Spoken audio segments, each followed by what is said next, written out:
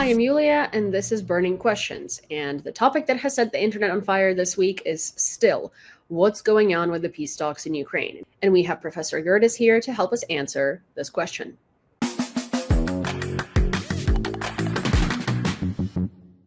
I'm Darin Gerdes. I'm just a professor trying to provide context in the war in Ukraine. I've been doing this since summer of 2022. I had initially just was shocked like everybody else when the war broke, and then I heard Zelensky's line of "I need ammunition, not a ride," and was like, "Whoa, like who's that?" Oh yeah, that's right. I remember Zelensky. And then I started bearing down into it, and it was like, wow, this is something like this. This is like the big story in the world. Let me make sure I'm following and understanding what's going on. And over time, I just started to realize that Zelensky was actually representative of Ukrainians and not just something special. But like I came to really grow to admire the Ukrainian people and their ability to rebound and stand up under this onslaught. And here we are, almost 1,300 days later now in the 3-day war. So that's how I got here. Yeah, well, you do have a really great channel and you do explain quite a lot. So for that, we are, speaking on behalf of the whole nation, because obviously I have the right to, we are very grateful. But today, I think that a big topic of discussion is sort of like the entire circus that has been going on around the peace talks and the handling of the peace talks by the White House, and sort of like how the media narrative, at least from what we're seeing here in Ukraine, has changed from, wow, this is basically the same thing as we've seen for the past 2-3 years, to like, it's now in Zelensky's hands, or like Ukraine is going to decide its fate tomorrow. Meanwhile, nothing changed in the past literally 3 years, and Putin's demands are still the exact same after the Alaska fiasco. And then of course the airstrikes on Kyiv and sort of what's been going on with that. So what do you see? Like, what is your view of the whole picture here? The most informative article or post or whatever, as I'm going through this, that I saw in the last month was one that said that Trump really just wants this to end and doesn't care how it ends. Yeah. Now that was commentary. It wasn't, some like clever, like really deep, informative, investigative. But I think there's something to that. I think he just wants it to be over so that he can go on and make sweet deals with Putin about Arctic exploration or oil or whatever it is. He just wants to get to the other side of it, and that's really unfortunate. I was talking to, I don't remember who, somebody about a month ago, and I realized as we were talking, like, if you take the morality out of this, Trump makes a lot more sense. Like, so if you're trying to, if you just set aside any morality of the invader invading the invadee and how wrong that is, then if you just set that aside, then the way that Trump's negotiating actually does make a lot more sense. But if the morality's in the picture, it's maddening. And like, you just can't process that same way. I'm afraid that is actually the way that things are working, and it's pretty terrible. Before Witkoff went to visit Moscow about 3 weeks ago. Before that happened, we were like on that 10 days down to sanctions, and it was starting to look like, hey, something might actually happen here. And then it all just blew up. And when we went to see the Alaska summit, we see Trump meeting with Putin, and Trump's happy as a lark to meet Putin. Why would you be that happy to see Putin? And do you understand what I'm saying? Like, it's really weird. Well, in my personal, very humble opinion, I think that Putin is kind of Trump's role model in a sense. Like, Trump likes that he is this like respected person in his country that no one can say anything to or no one can like go against. And I think he sort of has this like innate level of respect to him for him in a sense. And I also, he's kind of like, how does that make sense? No, I mean, seriously, like, so I was talking to a history professor at school. We were just waiting for something to start, and we were just talking about like world politics kind of stuff, as I'm prone to do. And we were talking about this, and I said, like, this, John, this doesn't even make sense, right? It's like you're a PhD, the chair of your department, you're a tenured history professor.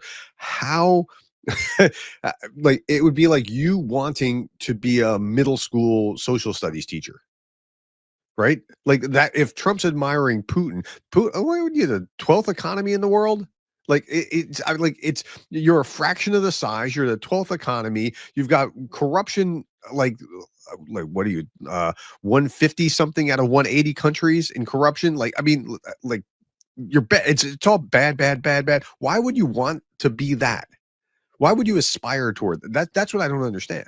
Because his personal wealth and his personal status before 2022 was different. Putin himself is one of the richest people on the planet. Well, I mean, And from stealing it from the entire country, sure, yeah, but but like that's hardly something to emulate.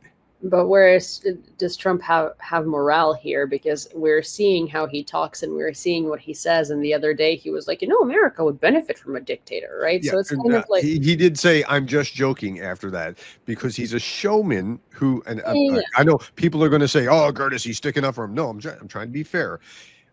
We just talked about this just before we got on, right? yeah, Trump's strength as in business is just as a showman, like a PT Barnum, right? It's not financial, that's for sure. It's as a showman, and whatever gets ratings, and he knows that kind of thing. And so yeah, he wants to be the subject and the talk about and whatever. And you're talking about him.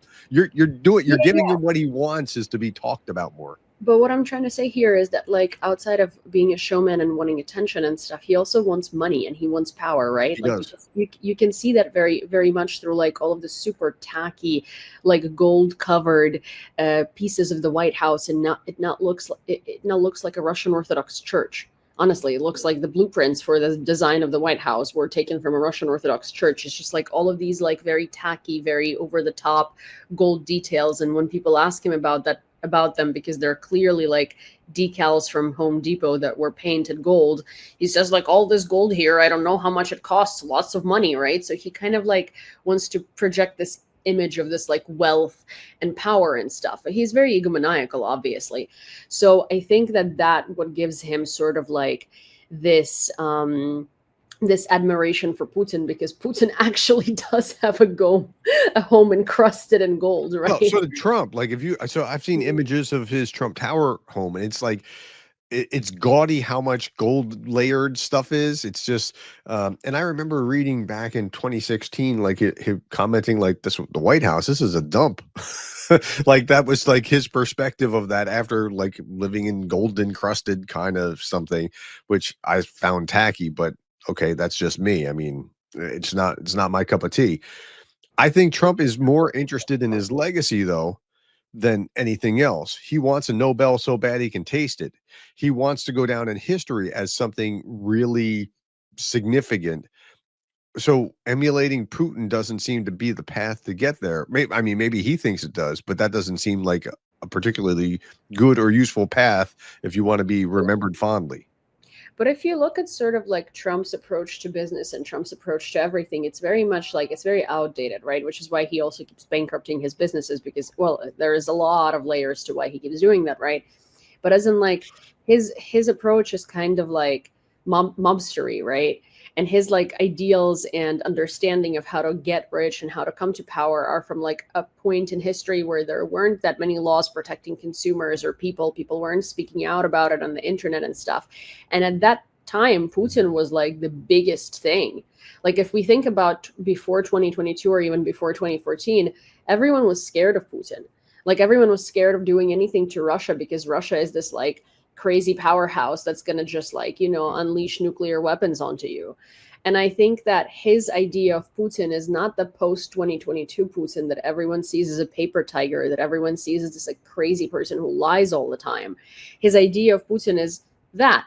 But also, if you look at sort of like the model of how Trump talks to Americans versus the model of how Putin talks to Russians, like sure, Trump takes more press conference questions, and Putin only takes scripted ones, right? And Trump only takes the ones that he likes.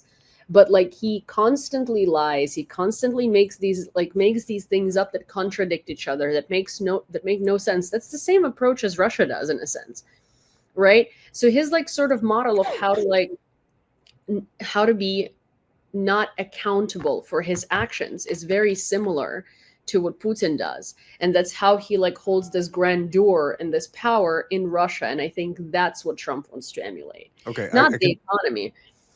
I can see what you're saying there. I think Trump, if Trump is taking Putin as a role model, it's doing him far more of a disservice than a service.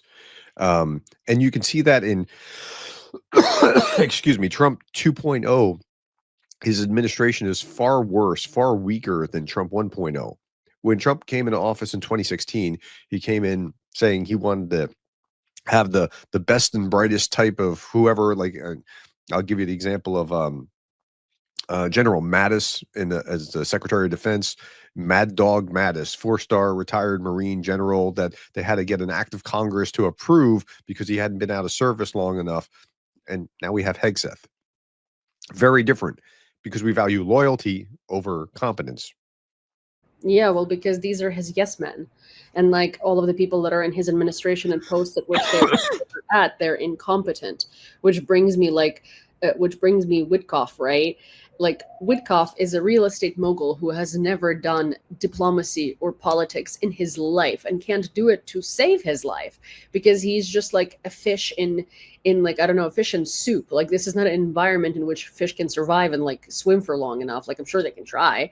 But Witkoff went to Russia with this like starry-eyed gaze of like, I am going to like talk to this dictator and we're gonna like get to a deal, right? And he's done that so many times, and so many times he fell flat on his face, that this time he misheard something, because he's decided to trust Russia. And instead of having a White House note taker who speaks both languages, English and Russian, he decided to take a Russian state translator, and he ran back to the MAGAs saying like, we have a major progress in this deal. Like, Putin is willing to relinquish territory for territory. I mean, still, can't can't call it a territorial swap, because this is Ukrainian territory for Ukrainian territory. But like, okay, sure. But he thought that like Putin is willing to exchange Kherson and Zaporizhia for like Donetsk and Luhansk. Meanwhile, what they were pondering or like pontificating from like far distance is that maybe they'll give up like the 3 villages that Russia holds in Sumy and 3 villages they hold in Kharkiv for like the entirety, 30% of Donbass that they don't hold. Yeah. So there's Wickoff's wrong on so many levels. One, he broke White House protocol by not having at least a stenographer with him. I mean, not having anyone with him, just talking directly to Putin without any U.S. Archival anything, translator or stenographer. So that was wrong. And then, like, he's the wrong guy for the job. The Russians don't want Keith Kellogg, which is precisely who they should have to deal with if you really want to put pressure on. This charm offensive is exactly backwards. And the charm offensive is the opposite of what you see Trump talking about in his Art of the Deal. Like, if you ever read Art of the Deal, which isn't a great book, but if you ever read it, like, I'm going to, tell him I'm going to get so much and then I'll reduce it back and I'll, be happy with how much of a premium I got compared to what it was. Okay. But he's not even doing that. Like, so Witkoff is precisely the wrong guy with the wrong message being sent for the wrong reasons. And this whole campaign is not working. I don't know why Witkoff's there other than loyalty to Trump, which is the same kind of thing that we were just talking about, right? I mean, they're buddies. He trusts him. Trust between Trump and Witkoff is there, but competence is not. And there's got to be somebody more competent somewhere in the State Department. I just can't imagine that there's not. But yeah, it's just bad. And coming back, talking about we have a deal and mismanaging what you heard in the deal, where somehow they were going to get back Luhansk and they were going to get back Zaporizhia and Kherson as a trade for Donetsk and Luhansk, and that wasn't even it. That wasn't so. But the upside of that is that Putin showed us that he's really still all in, and he's really hasn't changed at all, and there's been no motion there, and so it's now very clear. But even sort of like the stupid deal that they thought they had, right? Like, Ukrainian constitution, clearly, like, they keep saying it's like in the hands of Zelensky, right? Like, no, it's in the hands of Ukrainian people, and it's in the hands of like the constitution. Ukrainian constitution clearly states that you cannot swap and exchange and relinquish Ukrainian territories on a whim. First of all, if there was even a question of that, it would have to be an all Ukrainian referendum. But with all Ukrainian referendum, that means that Donetsk and Luhansk would have to participate in it. But the people of Donetsk and Luhansk who should have participated in it in 2014, right, along with the rest of Ukraine, don't live there anymore. And it's now like planted Russians. Mariupol is full of like Chechens and Yakuts and Buryats and like people from very, very far away in Russia that are quite literally repopulating Yeah. Mariupol to make it look Russian. And that's the old So, Soviet playbook. Yeah. yeah, exactly, of course. And that's one of those things where like and it couldn't happen under martial law. And again, like Russia has created all of the circumstance for this referendum to be impossible because again, they took the native population and put it in like camps somewhere in Russia. They like stole children and indoctrinated them. So, They're so like that should be the headline here before we yeah. do anything else. And like I said earlier, like if you took morality out, this all makes sense. Put morality back in. Let's talk about getting your children back before we do anything else. Let's arm you to the teeth until and let them blow the crap out of your whatever until such time as those children return. This should be like thing number one on the agenda, and we're missing it because we're looking ahead to the future deals that we might be making as opposed to what really matters right now. I'll tell you what, I mean, you ask any parent if your child was missing in your own city, you'd be pulling your hair out. Imagine if they were exported to another country where you couldn't possibly get to them. I mean, just so yeah. I mean, there are a lot of stories just like that, right? And there's stories of like grandmothers and grandfathers and parents finding their children on Russian propaganda TV, Wow. and then like, and then engaging in this like months long battle of like bringing these kids back. Like there was a grandma that traveled from, I think they were from Mariupol, and she traveled to like some Russian region, like far in Russia, to go and recover her grandchild because they like wouldn't, like they wouldn't give him back to her. And she's like, but he has family. Like this is not even an orphan. Like I am Right. his family. Like you've separated me from him. There were parents that did the same. Then there were kids from orphanages who like escaped Russia and stuff because like they have this like site now which is like Tinder for adopting Ukrainian children. Mhm. And it's kind of like it looks like an auction lot. It's like we have this child age 14, like mental health, this, right? Like here are his bad behaviors, here are his good behaviors, this is what Yeah. they know to do, this is what they don't know to do. It's like worse than descriptions of dogs in shelters. And But this is have Russians ever thought of Ukrainians as equal or I mean so this is part of the problem, right? I mean, the way that Russians perceive, and again, this is a generalization, right? But the way that Russians writ large perceive Ukrainians writ large are less than even the outer lands or borderlands or little Russians or that sort of yeah. thing. And correct me if I'm wrong here. My understanding is that Russians see Ukrainians as Russians who have been contaminated with some nationalistic virus of this idea that they are Ukrainian and different than Russians, and so they either need to be converted or exterminated. Yes, that's pretty much how they see us. So wouldn't it stand to reason that they would, given that they would do what they're doing with this Tinder-like site about adopting these I mean, like it makes sense. I'm not saying that it's good. I'm not saying it's right. I'm not saying it should be at all. No, But yeah. doesn't, It given just their makes worldview, yeah. doesn't it make sense from their perspective that Yeah. they would act in that stupid way? Yeah, exactly. It makes like complete sense what they're doing. It makes complete sense why their approach is sort of like to like I don't know, to show these Ukrainian children as lots that you need to like take into your home, treat poorly, and just like re-educate, right? Right. And I'm not saying that that's in a good way. I'm saying it in the Yeah, same way that doesn't yeah, it make yeah. sense that that 6 million Jews were exterminated given the Nazis' view of at the time, or that the rape of Nanking happened given the way that the Japanese, their military, their Bushido culture, and the way that they were seeing themselves as masters in their region.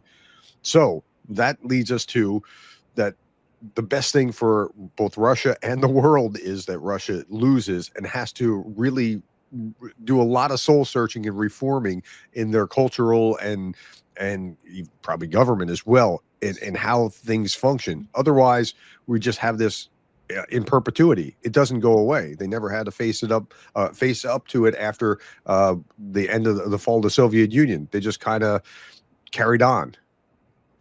Yeah, but that's the thing. It's like the world, because Russia shaped so much of how the world views Russia, because they've invested so much money into Russian propaganda in both culture and and by culture, I mean like theater, books, movies. Like you don't even see it, right? But like one of the big discussions in Ukraine recently has been about how still today Netflix pushes like pro-Russian narratives out of nowhere. There will be like a show that is completely not connected to Russia whatsoever. I'll give you an example of The Crown, you know, like the show about British monarchy, right? About Yeah. Queen Elizabeth and her father and stuff. At some point during the and it's like done in seasons, and seasons that are done as decades, sort of. So Sure. there is like the Princess Diana decade, right? Like when she meets Charles and when they're like whatever, and then the next decade.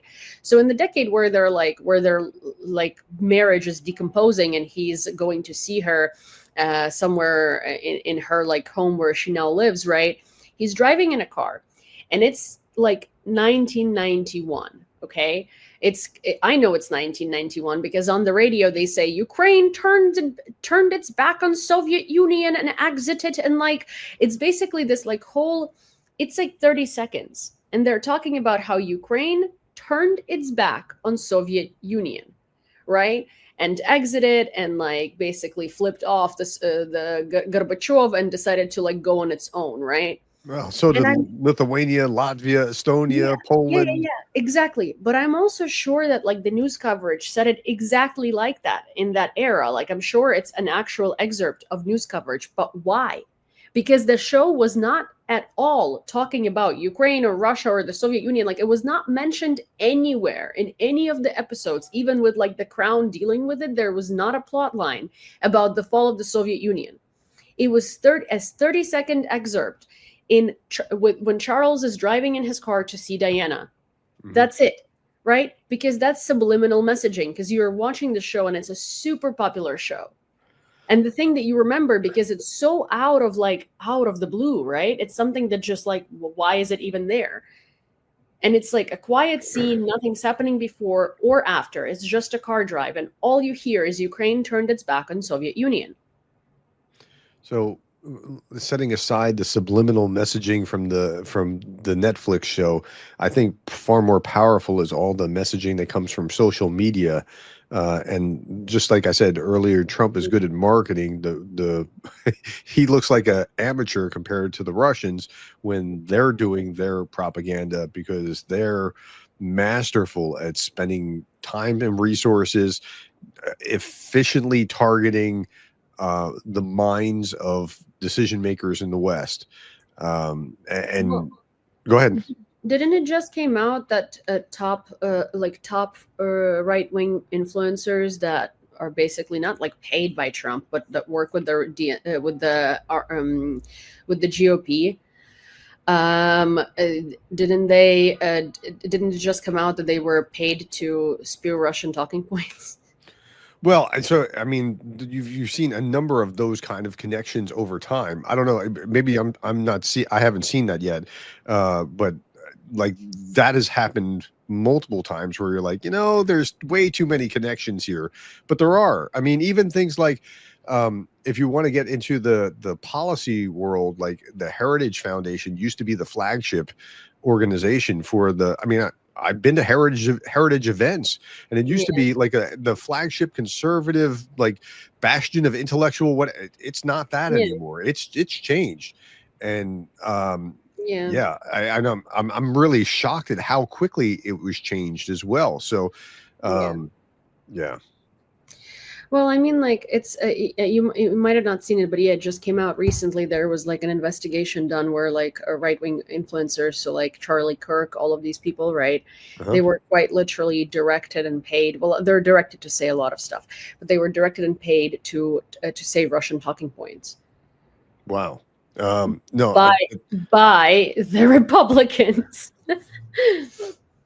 yeah, I haven't seen whatever the investigation is, and it just came out just in the last day or two or something. Or Yeah. like very recently. I haven't seen that. I've been trying to follow everything as much as possible, like the It's second crazy amount of bombings in Kyiv, which was what was it, second highest last night, or so not last night, the night before. It, I it's don't know. it was at least in the top five for sure. So I don't know. 629. Yeah, I don't know if it was the second highest or something like that. It was definitely not the highest for the first time The ever. highest was 700 something, and then the others were like somewhere between 6 and 650, and this Yeah, was 629. yeah. So it's interesting because like normally every new bombing that they have done on Kyiv particularly has been like higher and higher and higher. This one wasn't, but this one was different because first of all they launched ballistic missiles from Bryansk. Bryansk is 300 kilometers, not 700 or 800 kilometers away from Ukraine like it usually is. Hmm. Bryansk is much closer, like it's way closer. Sure. um, so one of the things that happened is that Kyiv had 2 minutes to react to the ballistic missiles, the first two, when Oh usually wow. Kyiv has 8 to 9 minutes. Yeah, yeah. So that's a huge Yeah, change. that is big. That yeah. And they Most of and they have terrible the Ukrainians have a very difficult time shooting down ballistic missiles because ballistic missiles are a real different. I mean, they're the yeah, up and down thing rather than the cruise missiles that yeah, kind yeah, of yeah. yeah. Yeah. And so another thing with that is that like most of the OSINT channels, like we have OSINT channels that we all follow on Telegram that'll be like, Yeah. there are 40 drones in the air right now. Here are their locations, or here is like the route that they seem to be taking, right? So about 2:30 a.m. It said all clear, mostly all clear for Kyiv. Like, don't leave shelters yet. But well, I mean, most people don't go to shelters for shaheeds. But it's like all clear, don't leave shelters yet, but there are not necessarily any drones in Kyiv's airspace. They're all heading towards like other cities like Vinnytsia and Khmelnytsky and like everything else, right? Mhm. And so everyone took that as like, okay, well, it's going to be all clear soon, we should go to bed. So we all went to bed at about like 2:50, and then we all woke up at about 3:10 or 3:15 from like, and I mean it was an excruciating noise. So all of the OSINT channels didn't see the missiles, or like the air defense didn't see the missiles enter the airspace because it was hard to catch because again the window of opportunity was so much smaller than it Right. usually is. Right. And so these missiles weren't intercepted because no one, like genuinely no one saw them. No one saw them coming. And I think that's the one that hit the British Council building, Yeah. because the British Council is 3 kilometers away from me. And for me, like the blast wave from that was so strong that like my doors opened in my apartment Uh-huh. from my Wow. bedroom, yeah, from my bedroom to like my living room. And like my windows shook. One of my windows was like, European windows, they kind of lean out to open, not like American Yeah. windows like pull them up. So it was opened like that, it shut itself, and then Huh. like shut itself close. Yeah, and it was like very very loud, and my dogs like got up immediately. Like normally, like I have two French bulldogs and they're very lazy, so I have to like collect them around the apartment and run to the shelter. And Mhm. they were like, it was like the first time where I was just like, let's go, and they like followed me because it was terrifying. Like they were Yeah. terrified. And we went into the bomb shelter, heard explosions in the background, and then the entire time that we were sitting there until 6:30 in the morning, it was just like boom, boom, and it like you could feel the impact of ballistics because the entire underground garage was shaking. You Wow. know? Yeah. Yeah, I mean, this is I'm sorry that you have to live through that. I mean that's a poor way of saying that. I'm sorry that you have to endure that. The the headline here though is like the British council building is hit, and they're, I'm sure, going to lodge strong protests, but nothing more will come of it. And because nothing more comes of it, it keeps coming. You get what you tolerate, right? If Yeah. as long as you keep allowing that to happen, it keeps happening. So at a certain point, like you just gotta do the thing that they don't want to do, which is to have to commit more resources, more something, say, sorry, you've crossed this line, and now, like, this whole war has been a game of don't cross this line, don't cross this line, don't cross this line, but lines keep getting crossed, and yeah. Anyway, you see Putin not being, or saying, don't cross this line, and then we crossed all the lines and nothing happened. She Yeah, works the other way as well, and we're just not yeah. doing anything. I mean, it's also kind of, it's very crazy to witness, especially when you're sitting in a bomb shelter, right? And then Russian foreign minister comes out and says, "We're still willing to negotiate with Ukraine for peace." And it's like, what peace? You're barraging me with missiles right now. Okay, the actual quote, I just happen to have it on a different screen here, is Peskov saying at the time, "The strikes are successful, targets are being destroyed, and the special military operation continues. At the same time, Russia maintains its interest in continuing the negotiation process with the aim of achieving the objectives before us through political and diplomatic means." He's not at all interested in actually doing anything, but he's willing to say the diplomatic speak in order to sound like they're moving that direction, and we're just buying it. Yeah, and So they also said that it's Ukraine that strikes civilians and it's Russia that strikes military targets, which is funny because there has not been a single death of a Russian civilian from Ukrainian airstrikes anywhere in Russia. So, Uh, and Lavrov was just talking about this the other day on the Sunday News Morning Show. Good on the journalist who held his feet to the fire, NBC journalist, and saying, "Well, which is it? Are you intentionally doing this, or is it an accident? And your weapons aren't that good?" But he said, "No, we don't. We never target civilians."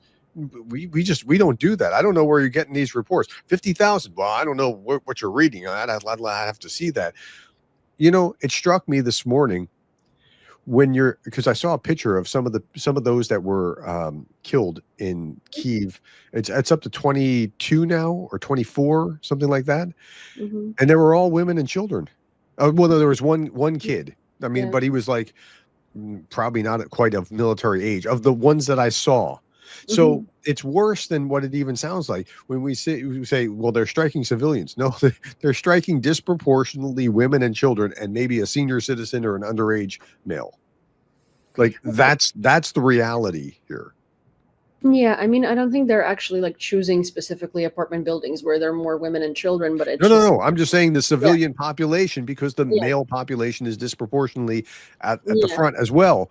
It's disproportionately hitting women and children. Like, yeah, like as if it's not bad enough that they're just hitting civilians. yeah. Exactly. And it's like, when they say that they strike military targets and then their propagandists and their trolls that have been so rampant, they come out on Twitter and start saying that it's like, oh, if Ukraine didn't like have drone production facilities in the middle of the city, like we don't. There has not been a single drone production facility ruined by Russia in Ukraine since like the beginning of the full-scale invasion, I want to say. Because they don't target, like they actually exclusively don't target military infrastructure. None of our military infrastructure has ever been taken out. Yeah, I'm not there, so I can't speak to that. That's not something that I'm aware It's, of, so I'll defer to you on that. But they I do know seem of to like want to target civilians as much as, if not more than, it's anything military. only ever strikes on civilians. I know of like a strike in 2022 that took out a dorm for a college where soldiers, Yep. like a military Yeah. university. So that I remember. There was that massing of troops at some point, For a that was, funeral. yeah, I don't even remember what the occasion was, but Yeah. at least you would say, okay, those are troops. That's a Yeah, yeah. military So kind of that purpose. wasn't that was in 2024 or 2023, and then there was one recent one where it was the barracks, and I can't say where they were or what it was, but those are like okay, three examples. Yeah, it's few and far between. Examples. While I can list you so many examples of scorched cities, children who are now disabled and have and have lost their eyesight or their ability to walk, or their hearing, or they're, like they're a burn victim, or they have shrapnel wounds all over, or it's just, I can give you so many examples of those, right? I can give you examples of, there's a building 3 blocks away from me where like a drone debris fell on top of it, and like half of the building is destroyed, half of the top floors of the building. My friend was sleeping at night when his windows were blown out in his apartment, and magically he was unharmed because, Mm. like, glass shards and stuff. I Another friend of mine just went to he has him and his wife live in her apartment, and he has an apartment that they haven't renovated yet, that they wanted to rent out for extra income, basically. And they just went there. The like metal door is blown off its hinges. All of Mm. the windows in the apartment are missing, and like it's there was an I think a ballistic missile intercepted over the apartment complex, and so most of the apartments in that complex, and it's like a huge one. Think of like multiple buildings, right? It's one of the biggest ones in Kyiv. Most of the apartments in that building are ruined to some degree. Yeah, sure.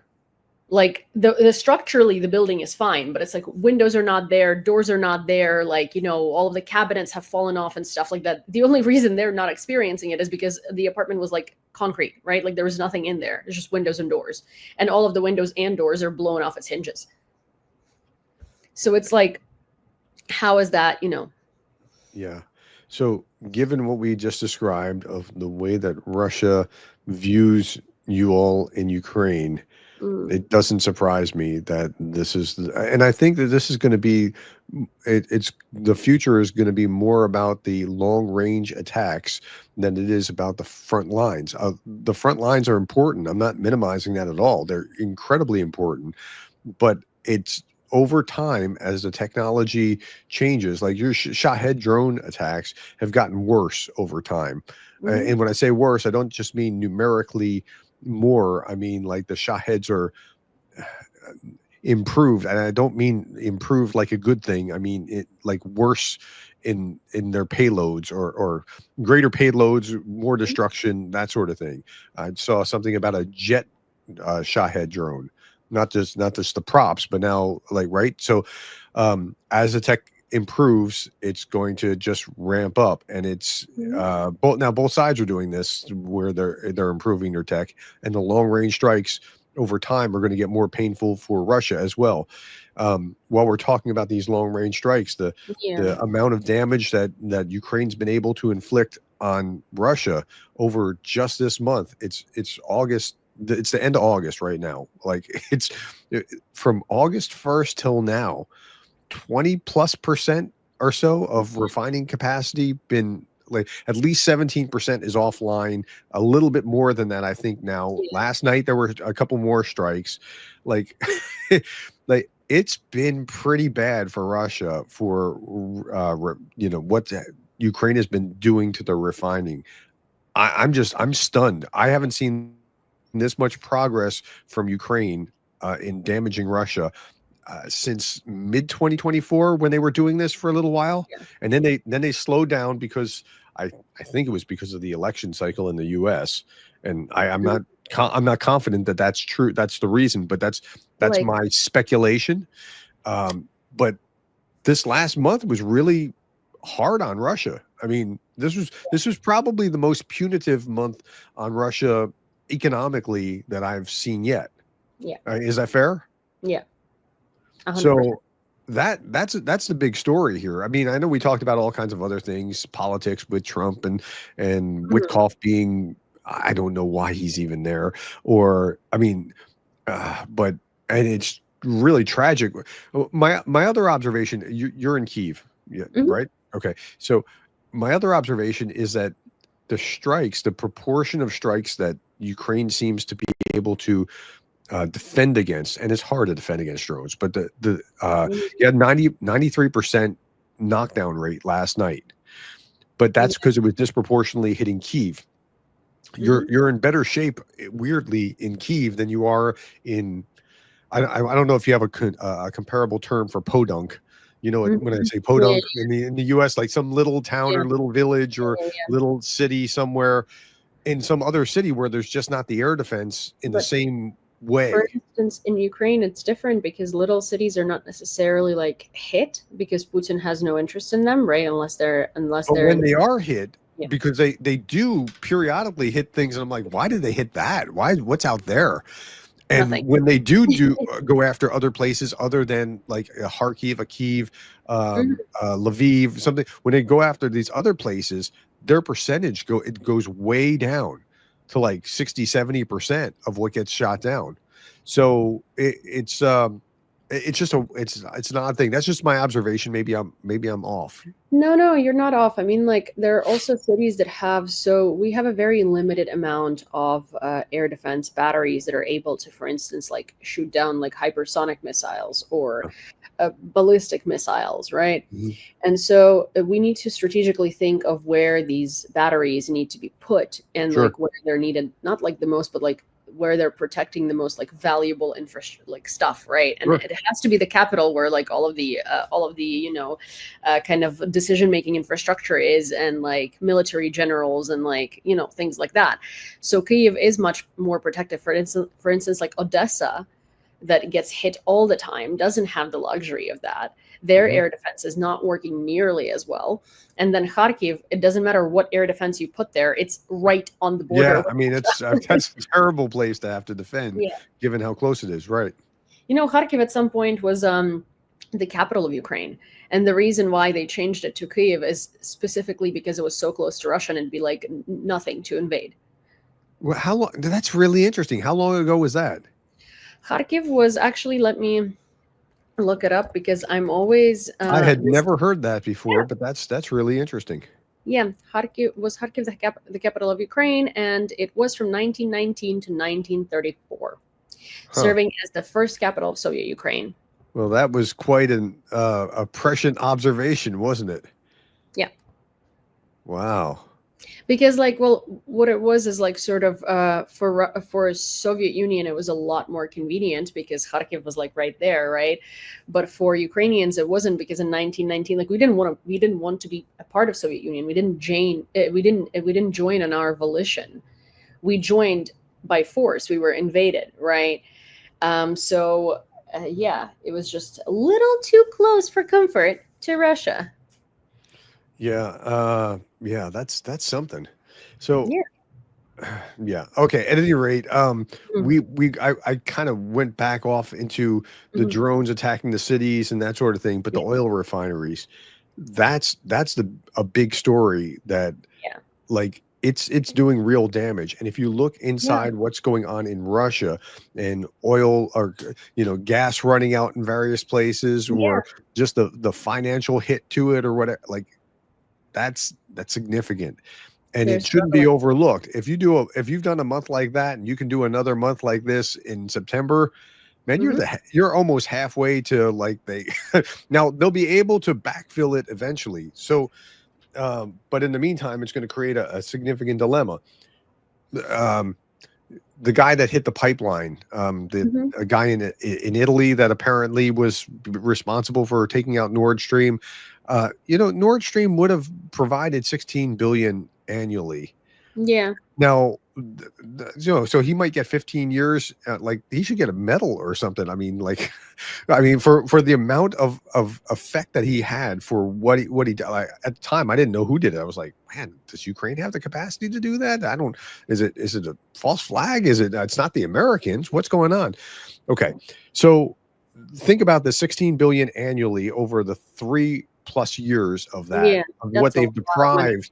Yeah, right. So now, and this Russian, now Putin just nationalized a Finnish company and like essentially stole back 30 Yeah. billion euro or something along, I mean, something crazy Yeah. worth Yeah. of something.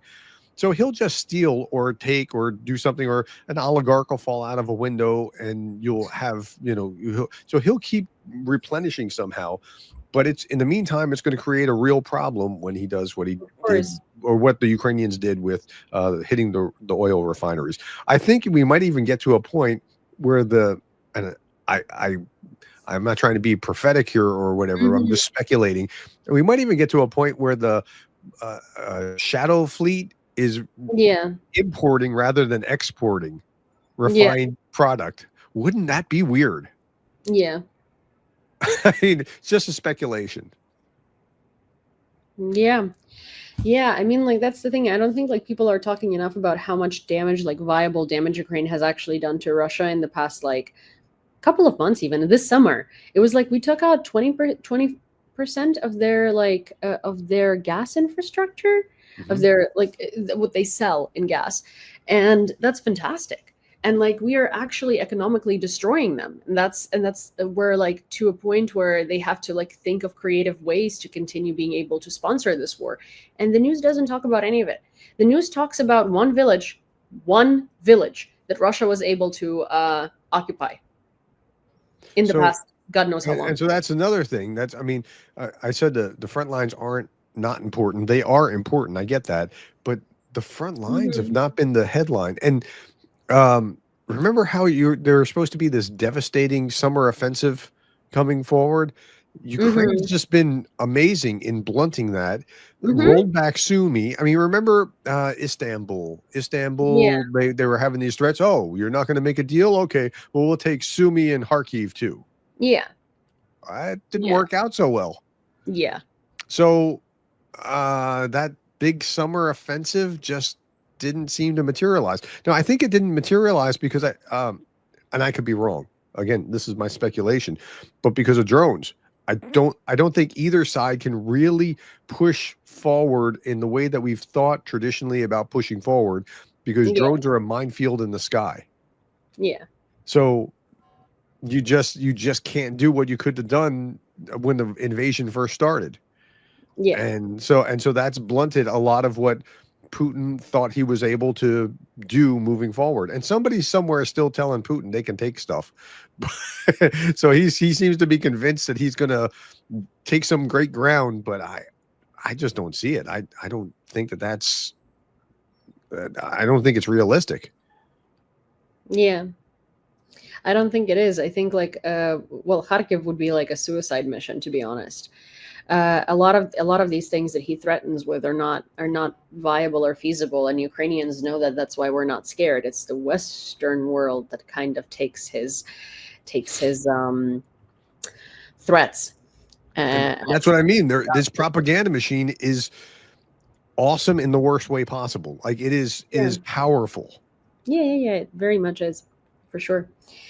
Um, well, I guess it's the point where we can conclude sort of everything that we've talked about. And I will say this: I think that everything that Putin says is designed to delay. It's a Yeah. tactic of delaying, and it's a tactic of prolonging. And it's funny when people say that Ukraine wants to prolong the war. We don't.